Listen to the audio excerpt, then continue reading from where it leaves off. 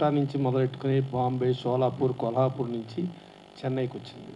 So అప్పుడు నుంచి వచ్చిన ఇండస్ట్రీ ఒక హెచ్ఎం రెడ్డి గారు, బిఎన్ రెడ్డి గారు, నాగిరెడ్డి గారు, చక్రపాణి గారు ఇలా చూసుకుంటూ వస్తే ఫస్ట్ 3 టాకీ లాంగ్వేజ్లో నటించిన నటుడు ఎల్వి ప్రసాద్ గారు.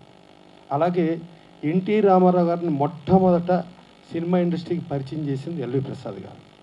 అలాగే ఎన్టీ రామారావు గారిని మొట్టమొదట హీరోగా, అలాగే జానకి గారిని మొట్టమొదట హీరోయిన్గా షావుకారు చిత్రం ద్వారా దర్శకత్వం వహించింది ఎల్వి ప్రసాద్ గారు. అలాంటి ఎల్వి ప్రసాద్ గారు అన్ని చోట్ల, అంటే హైదరాబాద్ అనుకోవచ్చు, హైదరాబాదు, కేరళ, ఒరిస్సా, బాంబే, బెంగళూరు అన్ని చోట్ల యూనిట్లు పెట్టి, అన్ని చోట్ల మెడ్రాస్ అన్ని ఆయన ఇండస్ట్రీని ప్లస్ చాలా గొప్ప ఐకాన్. అంటే ఆయన ఒక డైరెక్టర్గా ఒక ఏక్ దూజేకెళ్ళి అటు మనకు తెలిసి ఆ సినిమా చేసిన తర్వాత మిథున్ చక్రవర్తి ఫస్ట్ మురుగయ్య అయితే రెండో సినిమా మిథున్ చక్రవర్తి రేఖతో డైరెక్షన్ చేసింది ఆయనే. సో అలాంటి ఎల్వి ప్రసాద్ గారు అలాంటి వాళ్ళు ఉన్న ఇదిలో ఎన్టీ రామారావు ఇండస్ట్రీకి వచ్చిన తర్వాత ఎన్టీ రామారావు గారు యాక్చువల్గా తెలుగు ఇండస్ట్రీలో ఆయన స్టారు, తమిళ సినిమాల్లో కూడా చేశారు. అలాగే హిందీ సినిమాలు ఆయన 3 సూపర్ హిట్లు ఉన్నాయి బాంబేలో, ఎబోవ్ 100 డేస్, ఒక నయాద్మి, ఒక చండీరాణి, ఒక పాతాళ భైరవి. ఆ పరిస్థితిలో శాంతారాం గారు ఆయన హిందీ సినిమా చేయమని చెప్పి ఆయన భారీ హీరోయిన్గా ఈయన దుష్యంతుడిగా హిందీ సినిమా చేయమంటే సారీ నేను చేయను అని చెప్పి ఒక బాలీవుడ్ని రిజెక్ట్ చేసింది ఎన్టీ రామారావు. అలాగే ఒక హాలీవుడ్ వాళ్ళు వచ్చి లార్డ్ కృష్ణ చేయండి సార్ మీరు చేస్తే కరెక్ట్గా ఉంటుంది అంటే నో సారీ నేను హాలీవుడ్ చేయను, బాలీవుడ్ చేయను, నా తెలుగు వాళ్ళకే నేను ఇదైపోతాను అని చెప్పి వాళ్ళు ఆయన ఎక్కడ చూసినా ఇవాళకి ఆయన మనిషి ఉన్నా లేకపోయినా ఇవాళకి నడుస్తుంది ఆయనే. ఇక దర్శకుడిగా వస్తే ఫస్ట్ సినిమా సీతారామ కళ్యాణం దర్శకుడిగా చేశారు, కానీ దర్శకుడు కార్డు ఉండదు. రెండో సినిమా గులేబా కావళి కథ చేశారు, దర్శకుడు కార్డు ఉండదు. అప్పుడు south Indian film directors association director card లేకపోతే డైరెక్టర్లకి ఏదో అవమానంగా ఉంది అని చెప్పి ఆయనకి అత్యంత సన్నిధి, ఆయన్ని ఏమి చేయలేదు. ఎందుకంటే 24 క్రాఫ్ట్స్ ఆయనే సృష్టికర్త, ఎవ్వరూ ఆయన ఆపలేరు. ఆ పరిస్థితిలో పుల్లయ్య గారు, శాంతకుమార్ గారి భర్త పుల్లయ్య గారిని పంపించి సార్ కొంచెం మీరు పేరు వేసుకోండి సార్, డైరెక్టర్ల అసోసియేషన్ అంతా ఫీల్ అవుతుంది అని అంటే, నేను ఒకళ్ళని అవమానించాలని కాదు, డైరెక్టరు అని అంటే సినిమా చేసినోడల్లా డైరెక్టర్ కాదు. 3 సినిమాలు ప్రజామోదం పొంది సూపర్ హిట్ అయితే ఎన్టీ రామారావు బిఏ 3 సంవత్సరాలు నేను డిగ్రీ పాస్ అయితేనే నాకు ఆ డిగ్రీ వస్తుంది. అలాగే 3 సినిమాలు సూపర్ హిట్ అయితేనే నేను డైరెక్టర్గా నాకు డిగ్రీ వస్తుంది అని అనుకుని నేను సినిమాలు చేస్తున్నా. సరే ఇప్పుడు ఈ 3వ సినిమా 90% అయిపోయింది, ఈ సినిమా మీరు ఫీల్ అవుతున్నారు కాబట్టి దీంట్లో పేరు వేసుకుంటున్నా. ఒకవేళ ఈ సినిమా ఫెయిల్ అయితే నేను అన్ని క్రాఫ్ట్ల నుంచి సినిమా ఇండస్ట్రీ వదిలి వెళ్ళిపోతానని చెప్పి ఆ 3వ సినిమా చేశారు. ఆ 3వ సినిమా శ్రీకృష్ణ పాండవీయం. అంటే యాక్చువల్లీ చెప్పాలంటే మనకు దాసనారాయణ గారు, రాఘవేంద్ర గారు వీళ్ళందరికంటే 10 సంవత్సరాల ముందు డైరెక్టర్గా ఎంటర్ అయ్యి డైరెక్టర్గా హిస్టరీగా చెప్పుకోవాలంటే ఎన్టీ రామారావు చెప్పుకోవాలి. 3వ సినిమా శ్రీకృష్ణ పాండవీయం 3 సినిమాలు సూపర్ హిట్ల తర్వాత ఇక రెగ్యులర్గా ఆయన దానవరస కన్నా వేసుకోవచ్చు, బ్రహ్మంగారి చరిత్ర వేసుకోవచ్చు. ఆ రోజు వచ్చిన ప్రజలు, ఆ రోజు వచ్చిన దాన్ని వాళ్ళ కలెక్షన్లో చూసుకుంటే చరిత్రలు అంటాం, చరిత్ర లేదు, అదొక్కటే చరిత్ర, ఆయనే చరిత్ర సృష్టికర్త. అలాంటి ఎన్టీ రామారావు ప్లస్ ఇంకోటి అంటే ఇండస్ట్రీ ఇక్కడికి వచ్చిన తర్వాత ఇండస్ట్రీ మనకు Sarathi studios first south Indian film, టోటల్గా south Indian film chamber of కామర్స్కి మొట్టమొదట అధ్యక్షుడిగా అన్ని భాషలతో కూర్చుంది మన కోడవల్లి రామబ్రహ్మం గారు. ఆయన కూర్చున్నాడు, ఆయన ఫస్ట్ ప్రెసిడెంట్గా ఆయన చైర్ చేశాడు. మనకు అప్పట్లో సారథి స్టూడియోస్, భాగ్యనగర్ స్టూడియోస్ అవి ఉండేవి. ప్లస్ ఎన్టీ రామారావు ఇక్కడ గజం నేల కూడా ప్రభుత్వం దగ్గర తీసుకోకుండా ఆయన సొంతంగా కొనుక్కొని సొంతంగా స్టూడియో పెట్టుకున్నారు, ఫస్ట్ ముషీరాబాద్ స్టూడియో. ప్లస్ ఇక్కడ తెలంగాణలో ఉన్న చాలామందికి ఉపాధి, ఒక ఫైట్ మాస్టర్ కావాలి, ప్రభు అనగానే సంగారెడ్డి కళ్ళు కాంపౌండ్లోంచి ప్రభు గౌడ్ వచ్చేవాడు, కళ్ళు కాంపౌండ్లో ఉన్న కళ్ళు తాగే వాళ్ళందరూ ఫైటర్స్కి వచ్చేవాళ్ళు, అలా ప్రభు గౌడు. అలాగే డ్యాన్సర్స్గా చూస్తే ఒక ముక్కురాజు. అలా తెలంగాణలో ఎక్కువ మందికి ఉపాధి అవకాశాలు కల్పించింది ఎన్టీ రామారావు. సో ఎన్ని చరిత్రల్లో సో ఇవాళ మనం RRR వచ్చేసింది, ఆస్కార్కి వెళ్ళిపోయాం, లేకపోతే బాహుబలి వచ్చేసింది కాదు, ఇప్పుడో చరిత్రలోనే మన చరిత్రలు ఇప్పుడు సాధించేసాం. అలాగే మన కృష్ణ గారు మోసగాడని సినిమా చేశారు, మోసకారణని, అలాగే ఇంగ్లీష్లో కూడా డబ్ చేశారు. అట్లా చూసుకుంటే ఆ రోజుల్లోనే పాన్ ఇండియాలు సృష్టించిన సృష్టికర్తలు ఉన్నారు. ఇవాళ ఏంటంటే మీడియా వచ్చింది, టెక్నాలజీ వచ్చింది, ఇవాళ వచ్చిందని అనుకుంటున్నాం, కానీ చరిత్ర రోజుల్లోనే మనం సాధించాం. అది డెఫినెట్గా అన్ని చరిత్రలు అన్నీ పర్ఫెక్ట్గా చేస్తూ భరద్వాజ్ గారు చరిత్ర పుస్తకాన్ని చేద్దామని చెప్పి అన్నారు. ఛాంబర్ ఈసీలో కూడా పాస్ అయ్యింది. డెఫినెట్గా అందరం కూర్చుని అలా ఆ చరిత్రలన్నింటినీ ఇవాళ ఉన్న మీడియాకి, ఇవాళ ఉన్న టెక్నాలజీకి వస్తే అసలు ఎక్కడి నుంచి చరిత్ర పుట్టింది, ఎట్లా చరిత్ర వెళ్తుంది, ఏంటి తెలుసుకోవాలి. రామారావు ఒక ముఖ్యమంత్రిగానే మనం చూస్తున్నాం. ఇవాళ ఆయన ముఖ్యమంత్రిగా ఉండబట్టే ఇవాళ ఫిలిం నగర్ డెవలప్ అయినా, ఇక్కడ ఎంత డెవలప్ అయినా, ఇదంతా జరిగిందంటే ఆద్యులు యాస్టి చూసుకుంటే చెన్నారెడ్డి గారు ఆ రోజుల్లో దుక్కుపాటి మోసుకున్నారు ఫస్ట్ ఫౌండర్ ప్రెసిడెంట్ ఆయన ఈ ఫిలిం నగర్ హౌసింగ్ సొసైటీకి.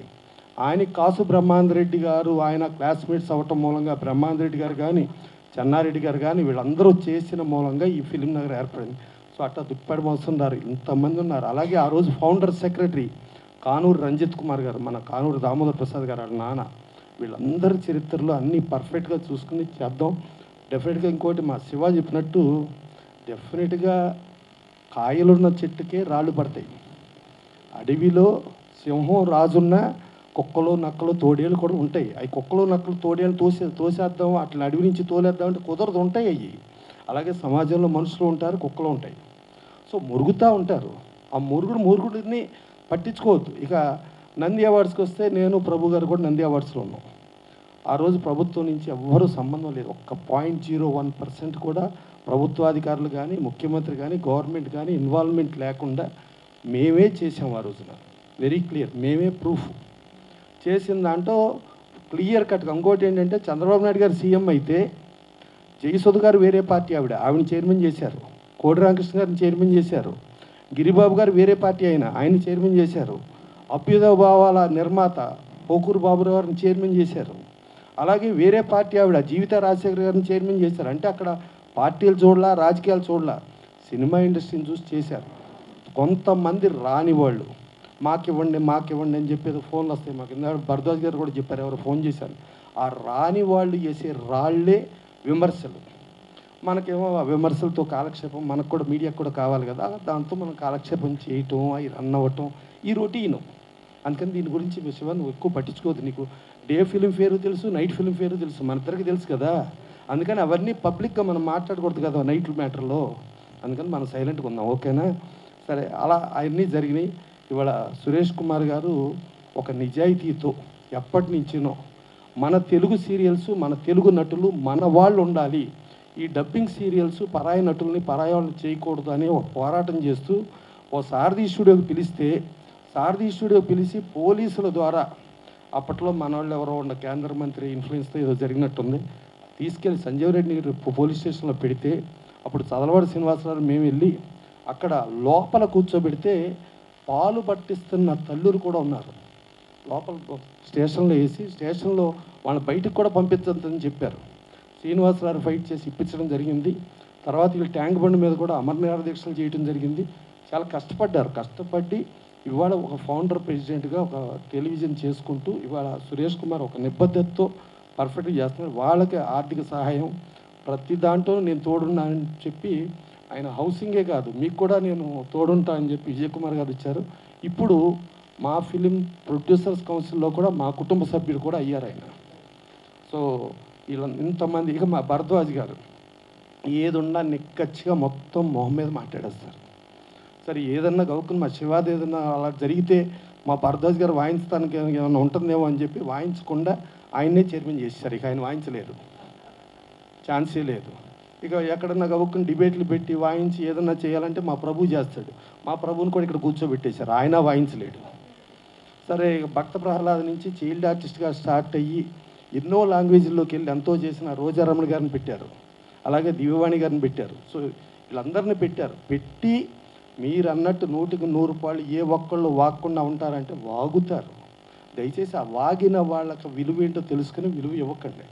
ఇంకోటి ఏంటంటే చంద్రబాబు నాయుడు గారు ఆయన లేని పీరియడ్లీ కూడా నంది అవార్డ్స్ చేశారు, ఆ కంటిన్యూ చేస్తే మన ఇండస్ట్రీ ఎదవ వాగుళ్ళ మూలంగా వీళ్ళు ఇంత వాగుతున్నారు, ఇంత ఇబ్బంది పెడుతున్నారని చెప్పి అక్కడ ఆపేశారు.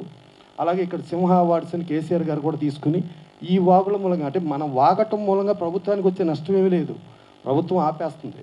కానీ మనకి ప్రోత్సాహకాల మూలంగా మనకి ఇంకా ఏదో చేయాలని ఒక కసితో ఉండేవాళ్ళు ఇబ్బంది పడతారు. సో ఇండస్ట్రీకి ఒక మంచి, అలాగే సమాజానికి ఒక మంచి తెలియచెప్పే వాళ్ళకి ఈ అవార్డులు కావాలి. ఇప్పుడు నేషనల్ అవార్డ్స్లో కూడా ఉంటాయి. ఇప్పుడు మేము నేను ఇండియన్ పనోరమాకి వెళ్తే ప్రెస్ గ్యాలరీలో ఉండి ఏ సంవత్సరం అయినా ఏదైనా కాంట్రవర్సీ ఉందేమో, ఈ సంవత్సరం ఒక్క కాంట్రవర్సీ లేకుండా పర్ఫెక్ట్గా చేశారని చెప్పి ప్రెస్ గ్యాలరీలో ప్రెస్ మొత్తం లెగిసి నిలబడి టప్పట్లు కొట్టి పిచ్చుకున్న జ్యూరీకి నేను వెళ్ళి అటెండ్ అయ్యి వచ్చా. ఇది ఇంటర్నేషనల్ ఫిల్మ్ ఫెస్టివల్ గోవాలో జరిగింది.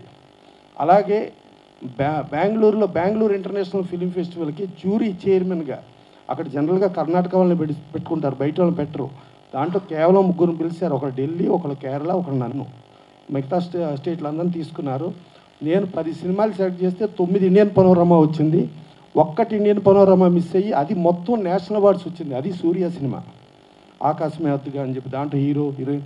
సో ఆ స్థాయి కలిగిన వాళ్ళు. అందుకని ఏదో అక్కడ ఏదో నంది అవార్డ్స్ మేము జ్యూరీలో ఉన్నాం, ఏదో కులాలని మతాలని ఎవడి ఇష్టాన్ని కాదు. అంటే ఈ తిట్లు ఈ మాట్లాడిష్టం కూడా ఒక స్పాన్సర్డ్ ప్రోగ్రామ్గా, ఒక స్పాన్సర్డ్ పీపుల్గా చేస్తారు.